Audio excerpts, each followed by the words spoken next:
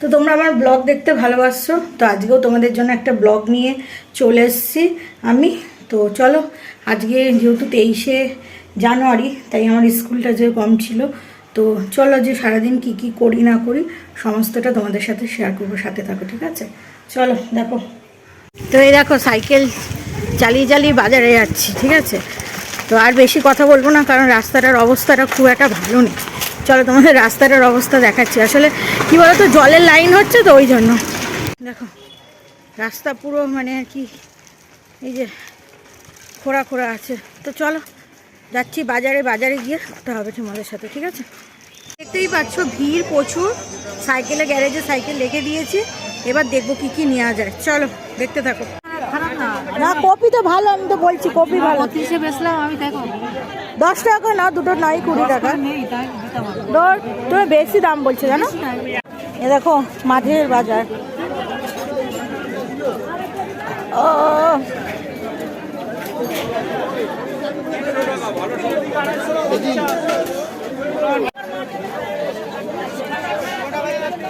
পেঁয়াজ কত করে রে? ভালো হবে বেগুনগুলো? দাঁড়া আসছি, দাঁড়া আসছি। এ কম হবে না দুটো নিলে? এ দুটো নেবো, কম হবে?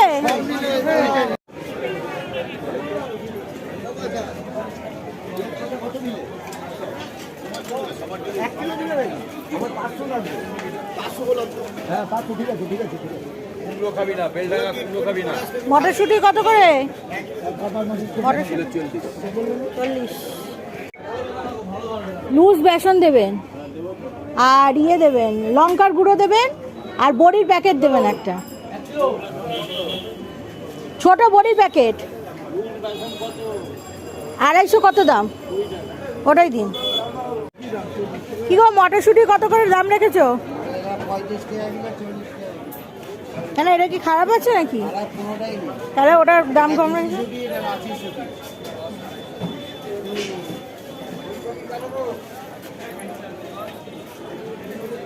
হ্যাঁ 2 কিলো নেবো, এইটা ভালো যাবে 40 টাকা। 2 কিলো নেবো, 70 টাকা দাও। কেন তুমি তোমার কাছ থেকে রোজ নিই, তুমি ওরকম করছো কেন? দাও দাও 2 কিলো দাও, 70 দেবো, 70 দেবো।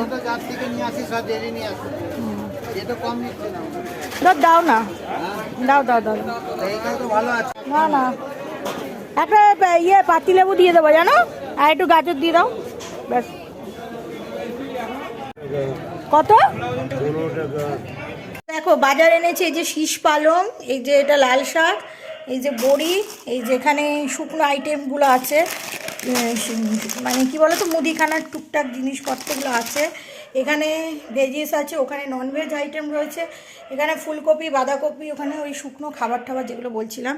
তো এই যে নারকেল টারকেল সমস্তটা এনেছি, এবং এই শাকগুলো আমি কুটে রেখে দেবো, কারণ আমার রোজ সময় হয় না। তো আমার যেদিন ছুটি হয় আমি বসেছি এগুলো কেটে রেখে দেবো, কারণ কি বলতো আমি এরকম কেটে এরকম প্লাস্টিকে করে করে রেখে দেবো, দেখাচ্ছি তোমাদের সবটাই। কারণ আমার যেদিন মানে সকালবেলায় তো অত কাটাকুটি হয় না, যেদিন আমি ছুটি পাই কেটে রাখি, আদারওয়াইজ রাত্রিরে কাটি। তো এখন ঠান্ডা পড়ে গেছে, গরমের দিনে তো রাত্রিরে কেটে রাখি, বাট ঠান্ডায় তোমার হচ্ছে গিয়ে কেটে কেটে প্লাস্টিকে রাখবো, ভালো থাকবে, বুঝতে পেরেছো? 3-4 দিনের মধ্যে তো খেয়েই নেবো, এই হচ্ছে ব্যাপার। তো চলো এগুলোকে সর্ট আউট করি, তো তোমরা দেখতে থাকো ব্লগটা, ঠিক আছে? তো দেখো এইভাবে আমি শীষ পালংগুলোকে কেটে রেখে দিচ্ছি, ঠিক আছে? এখানে 2-8টি শীষ পালং রয়েছে, তো লাগবে। আমাদের বাড়িতে লোকজন না আসে, কখনো কখনো চলে আসে। তো দেখো আমি এইভাবে এই যে ওই ইয়েটার মধ্যে বস্তা টাইপের ওইটার মধ্যে কেটে আমি এইভাবে করে ময়লাগুলো ফেলি। এই দেখো লাল শাকগুলোকেও আমি কেটে রেখে দিচ্ছি, তো যেদিন বানাবো সেদিন সমস্ত সবজি টবজি সব আর কি ভরে ঠরে রেখে দিয়েছি। এই দেখো আমি এখানটা এই প্লাস্টিকটা রাখলাম লাল শাক, ঠিক আছে? দেখো আমার সব গোছানো থাকে, মানে আমার সিস্টেমেটিক না হলে না। এইটাতে পালং শাক। তো এই কুমড়োটাকে দেখো, আকাশের অবস্থাটা বাইরে থেকে দেখতে পাচ্ছ, খুব একটা ভালো নেই। তো যাই হোক, ওই কুমড়োটাকে আর কি মানে বাইরে রাখারই চেষ্টা করবো, ফ্রিজে রাখলে নষ্ট হয়ে যাবে এই আর কি। তো এই দেখো লঙ্কা সব ছাড়ানো হয়ে গেছে, সরু মোটা দুটোই এনেছি, ভাতে খায় অনেক সময় আমার হাজব্যান্ড। তো এই দেখো এই বক্সটা আমি আটকে দেবো, দিয়ে ফ্রিজে ঢুকিয়ে দেবো, ঠিক আছে? আমার কি তোমরা জানো তো, এই দেখো এই যে যে এতগুলো বক্স, কোনোটাতে আমার গাজর আছে, কোনোটাতে কিছু আছে, ঠিক আছে, সব কটাতে আমার কিছু না কিছু জিনিস আছে, বুঝেছো। দেখো এখানে আলু রেখে দিয়েছি, এখানে পেঁয়াজ রেখে দিয়েছি, আর এই ডিমের এটাও রেখে দিই এখানটা গুছিয়ে।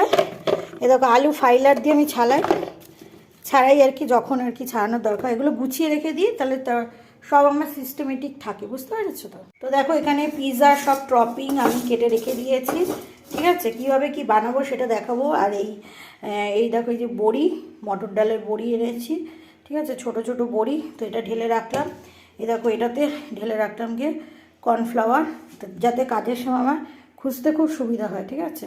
তো চলো কাজগুলো করে নিই। এই যে আমি প্রেশার কুকারের মধ্যে 2টো টমেটো আর একটা শুকনো লঙ্কা দিয়েছি, এবার এটাকে সিটি দিয়ে নেব। আচ্ছা, এই যে পিৎজা চাটনিটা যেভাবে বানাবো ওটাও কিন্তু তোমরা ফলো করবে, তাহলে মোমোর চাটনি বানাতে গেলেও তোমাদের ইজি হবে, ঠিক আছে। তো চল এটাকে একটা সিটি দিয়ে নিই। সাদা তেল দিয়েছি, এর মধ্যে দিয়ে দিয়েছি 5 ফোড়ন, ঠিক আছে। তো বিষয়টা কি বলো তো, এই চাটনিটা কিন্তু আবার আমরা ঘরে খাবো, মিষ্টি রস বেঁচে গেছিলো তো সেটা দিয়ে রাখো। এই টমেটোগুলো তো এটাকে মজার জন্য একটু লবণ দেবো, ঠিক আছে, জাস্ট একটুখানি।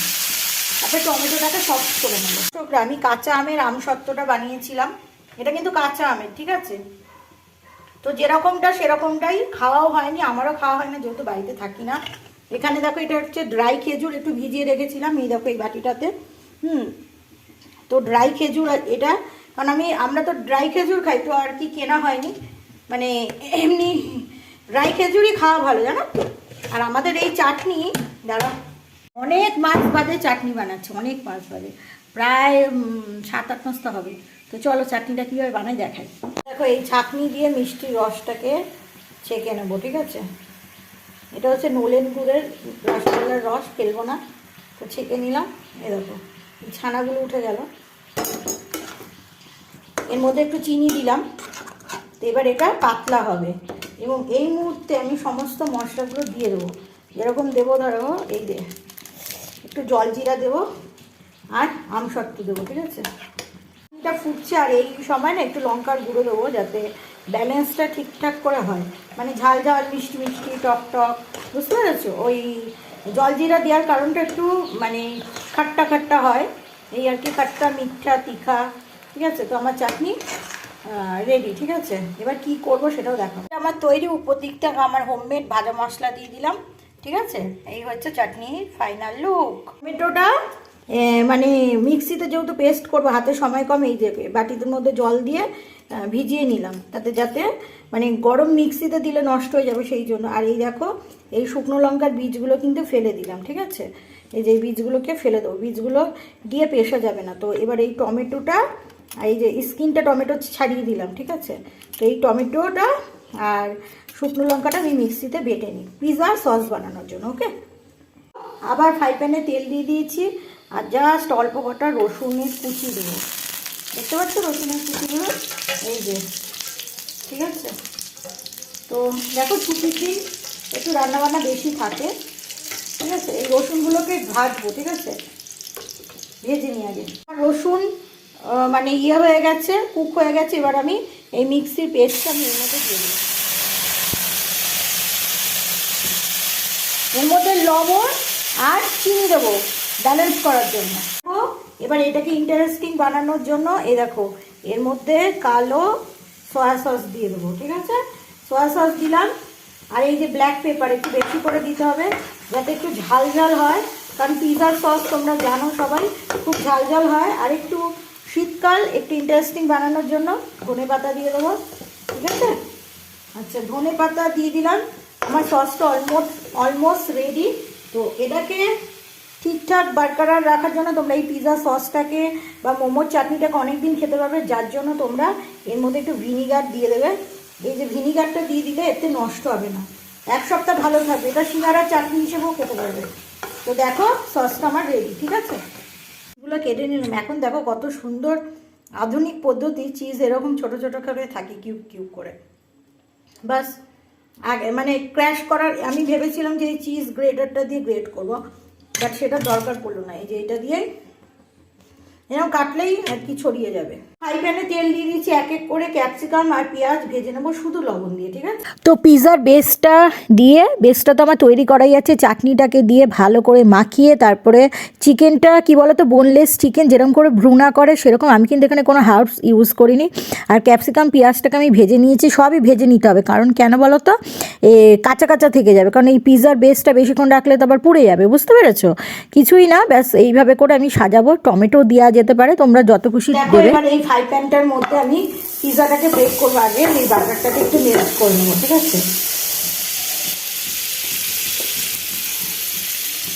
চিকেনের স্টাফিং সমস্ত দিয়েছি, আমি একটু ভেজে নিই সবজিগুলো, কেন কি এই পিৎজাটা তো আমার মানে বাড়িতে তৈরি করে না বেসটা, বুঝতে পেরেছো তো তোমরা?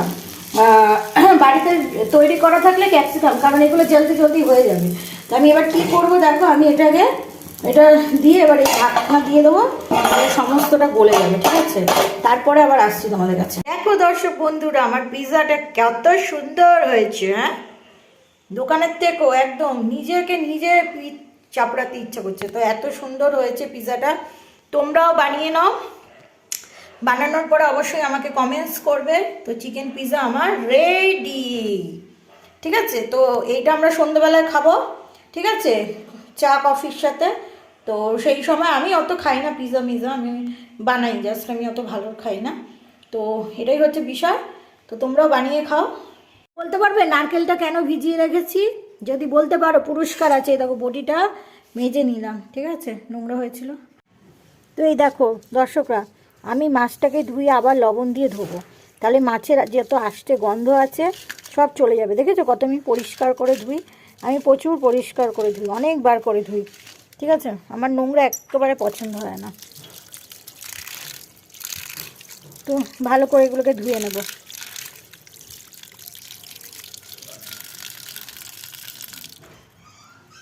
তো দেখো কলপাতটা ধোয়া হয়ে গেছে, যেহেতু আমি মাছ মাংস ধুয়েছি, তো সে কারণে ফিনাইল দিয়ে দিই, বুঝেছো? দেখো ফিনাইল দিয়ে দিলে বাজে স্মেলটা কেটে যাবে, বুঝতে পেরেছো তোমরা? তো কিছু ছেলেরা আছে যারা কিনা বলে আমার হাজবেন্ড চাকর। তো দেখো একটা ভালো চাকরি পেতে গেলে যোগ্যতা লাগে, যোগ্যতা। আর বাড়ির কাজ তো সবাই করে, তাই না? কম বেশি বাড়ির কাজ আমরা সবাই করি। এবার আমি পুরো কাজটা করি, কারণ পুরো কাজটা আমি নিজের মন করে সুন্দরভাবে করি এবং আমি খুব ভালোভাবে ম্যানেজ করতে পারি। এটা আমার ননদ বলে যে তুমি ভালো করে ম্যানেজ করতে পারো। করতে করতে অভ্যাস হয়ে যায়। কে আমার হাজবেন্ডকে চাকর বললো, কে নকর বললো, কি বললো, তাতে আমার হাজবেন্ডের মাইনেটা কমে যাবে না। একটা গভর্নমেন্ট সার্ভিস তোমরা জানো, যে পোস্টে আছে আমার হাজবেন্ড, তোমরা একটু সার্চ করে নেবে কিরকম কি মাইনে পায়, তোমরা সবটাই জানবে। তো কে আমার হাজবেন্ডের সম্পর্কে কি বললো না বললো, আমাদের সম্পর্কে কি বললো, ঠেঙ্গা। তো যাই হোক, বিষয়টা সেটা নয়। আমার হাজবেন্ডও কাজ করে আসলে, কিন্তু সময় পাচ্ছে না এখন, না একদম এত কাজের চাপ, সময় পাচ্ছে না। সময় পেলে কিন্তু ও হেল্প করে।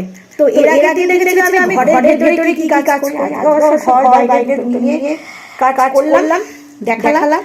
আর পিৎজা রেসিপিটা তোমাদের কেমন লাগলো অবশ্যই কমেন্টস করে জানাবে। চলো আজকে ভিডিওটা এখানে শেষ করছি, কারণ এইরকম মশারি এই পাশটা টানানো রয়েছে, এই বিছানা, ঠিক আছে, এগুলোকে সব পরিষ্কার করতে হবে, করে স্নান করবো, ব্যাস ঘর হয়ে যাবে।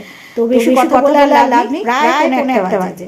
এই সাথে সাথে তোমার 1:30 বেজে যাবে। তো চলো ব্লগটাকে কন্টিনিউ করবো, এখানে শেষ করছি। ভালো সুস্থ থাকো।